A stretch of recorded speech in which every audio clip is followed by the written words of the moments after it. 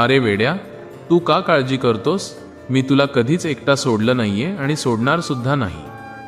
खूप दिवसांपासून तू एका उत्तराची वाट पाहत होतास ना? आज मी स्वतः तुझ्याशी बोलायला आलो आहे. हा व्हिडिओ तुझ्यासमोर सहज आलेला नाही. तुझ्या आयुष्यात जो आनंद मी पाठवत आहे त्याची ही पहिली पाऊलखुण आहे. तू गेल्या काही दिवसांत खूप कष्ट केलेस, पण कोणाला काही बोलला नाहीस. तुला वाटलं मी दुर्लक्ष करतोय? नाही बाळा, मला एका भक्ताची गोष्ट आठवतीये जो तुझ्यासारखाच संकटात सापडला होता. त्याच्या खिशात दमडी नव्हती आणि पदरात फक्त दुःख होतं. लोकांनी त्याला नाकारलं तेव्हा तो रडत माझ्या फोटोसमोर येऊन बसला.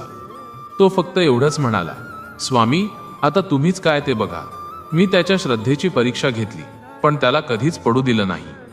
हळूहळू त्याच्या आयुष्यातील अंधार दूर झाला आणि अनपेक्षित ठिकाणाहून त्याला मदतीचे हात मिळाले. आज तो सुखात आहे, कारण त्याने धीर सोडला नाही. बाळा,